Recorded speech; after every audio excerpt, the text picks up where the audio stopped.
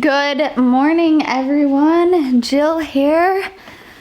I am home alone, which is really rare these days, but Nathan's at a field trip with Charlie, and I've got to teach at the school, so I couldn't make it. But I'm going to head down to the greenhouse because we are seed starting today. So Charlie goes to this really cool holistic nature school. Come on, Lily.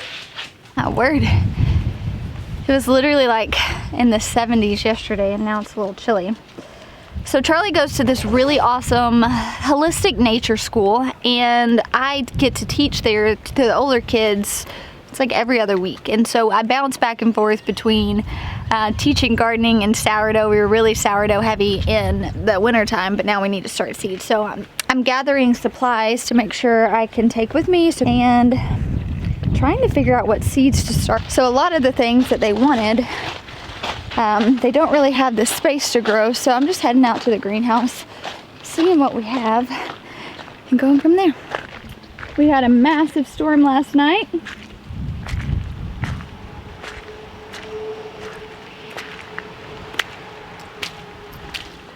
And of course, I wore the wrong shoes.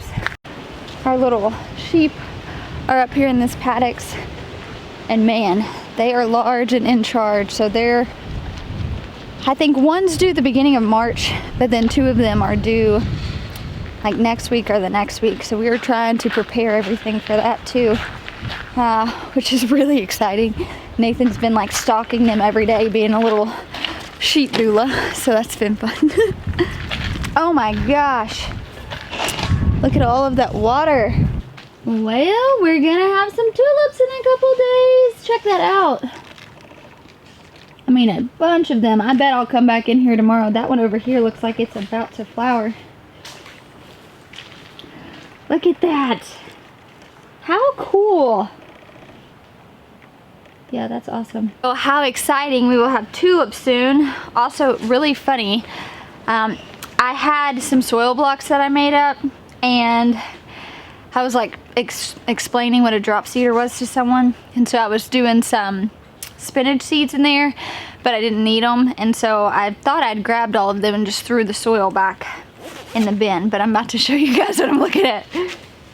Now I've got all these little spinach seedlings growing in my soil block tote. There's like there is probably like 10 of these.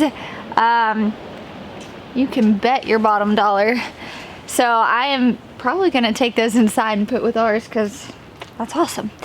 All right, so behind me, we are donating. Like when I was starting out, I really would just like take materials from whomever. And actually nurseries are a great place if you're on a budget, because you know, a lot of the stuff that needs to be thrown away, they would give me. And at the time, that was really all we could afford, and it worked out really great. But now we've transitioned to all bootstrap farmer trays. It's just better, like durability. We like them better.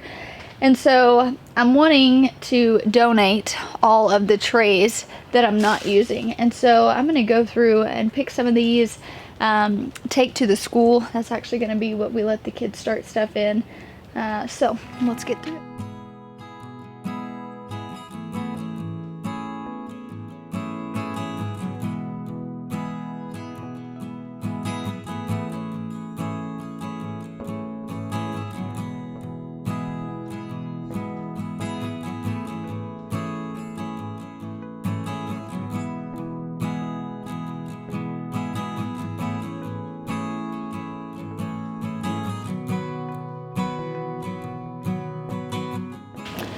All right, so I've got kind of an assortment here. I'm gonna show them some soil blocks. I'm not sure that soil blocking is the most kid-friendly thing, just because they're gonna have to like water them often, but I think it'll be fun for them to just kind of see how you make soil blocks. I've got some little 6 cells, and then just some of these 72, 50 cells, and then the 1020s with no holes. So I'll continue to go through all of this and find, but I think that'll be more than enough for what we have today.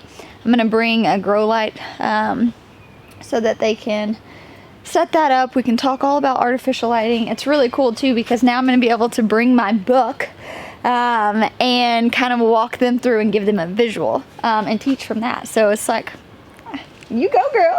I'm just really excited about that. So I kind of teased you guys with this quick short of the dirt guy coming for the new tunnel. And we got a massive storm here last night, which is why I have all this crazy water puddling in the prop house. But look at this. The dirt guy was supposed to come today and bring, I think, 2 loads of fill dirt, but he would have gotten stuck, so we didn't do that. But we're getting there. And then we are prepping the space for the pack and wash shed. So give you guys a little update on that. It's a lot of fun. All right, jacket back on. Let's carry this stuff up and then rummage through some seeds. All right.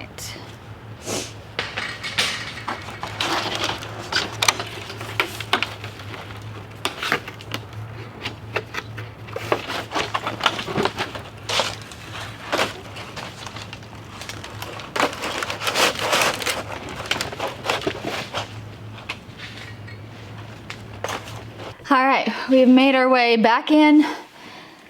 Now let's rummage through some seeds, see what we can't bring these kiddos. As you guys can tell, I am still in crazy seed organization. I have half the table. So I've just got all my tomatoes and peppers. I think that's really easy for kids. And it's something too that's super forgiving. We can do it in a lot of different things. And so I'm kind of just gonna go through some of these, see what they might like. And then we can kind of get an assessment and come back. Since we're only working with a few raised beds out in front of the school, there's not like a ton of options for what we can grow. And so I'm just trying to be mindful of that, find something that I think they'll really enjoy. Half of these I don't even like have the seeds for anymore, which is really sad. All right, I got a good little selection here. Mainly it's tomatoes. So we've got the True Black Brandywine. We've got a Boxcar Willie, Hillbilly Potato Leaf, which I thought would be kind of fun. Pineapple. We've got a Yellow Pear, a Sunrise Bumblebee, the Black Zebra, and then some bok choy. So we'll start these and kind of nail down a better list. But here we are. Now I gotta get soil and all that fun stuff. All right, so I've got a good range of tomatoes and peppers, but then just, you know, tomatoes and peppers can take a while. And so for kids, I want it to be kind of a fast win, right? And that's something I would encourage you, if you're wanting to get your kids more involved in gardening and seed starting, don't start with something that's going to be super challenging. You want them to feel excited. You want them to see that seed sprout immediately, as immediate as it can be, right? And so for me, when I'm teaching these kids, it's like, how do I set them up for wins? And so I've got lots of lettuce here. I've got chard, I've got kale. I know that these are things that are going to germinate much faster than a tomato or a pepper are. You're not gonna need additional heat mats. You're not gonna need to up pot them. So I would encourage you all with that. I get asked all the time, how do I get my kids more involved? And my best advice for that is, one, don't push them to do it. Let their curiosity lead the way into them learning. If I force my kids to garden with me and start seeds and harvest and transplant, they would probably resent me for it, right? And they probably wouldn't enjoy it. But because I don't force them to do it, because I extend an invitation, because I let them ask questions and I take time to answer them, they are curious. And they usually do always end up starting seeds with me and transplanting. And so I would really encourage you guys, if maybe you're a parent or a grandparent and you're wanting to get your kids or your grandkids more involved, your niece or nephew, whatever, fill in that blank for you guys. How do you do that? You extend an invitation, you set them up for easy wins.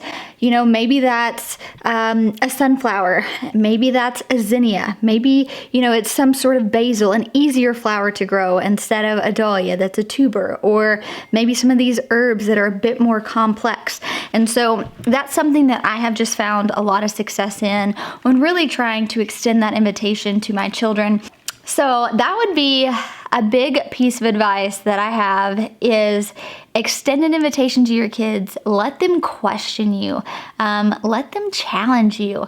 And then also give them the freedom to do it and mess up. I talk about this so much in my book, so much on my channel and all my platforms. When you're failing, you're learning. When you're failing, you're growing. Without failure, there's no growth. And so the only way a kid's gonna learn, the only way adults, maybe you're a beginner gardener and you're like, haven't quite yet taken that leap of faith to just plant the first seed. Do it, because you're gonna figure it out in the process. And so of course, set them up for success, buy good seeds, have a good soil medium, but just let them do it. Let them get our hands dirty.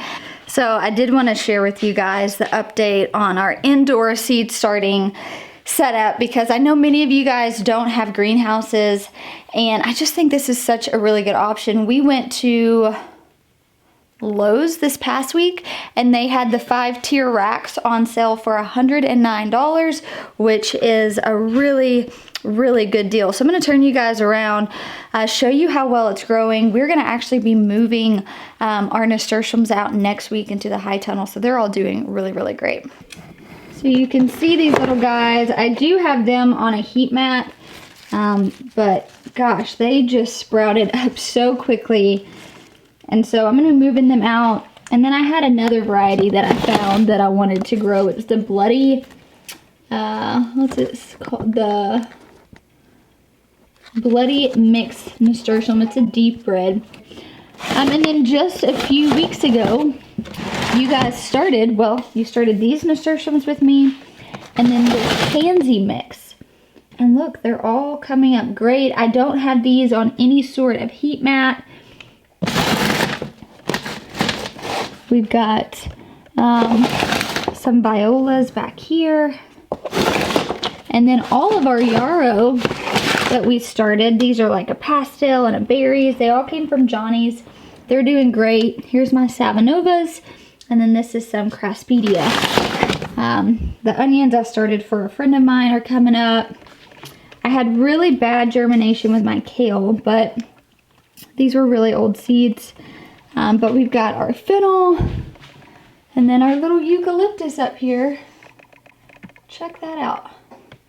And then all of those that we just started last week on the vlog, Start Seeds With Me, these are all of those. So I told you guys, germination happens quickly. I just posted that video, 2 days ago?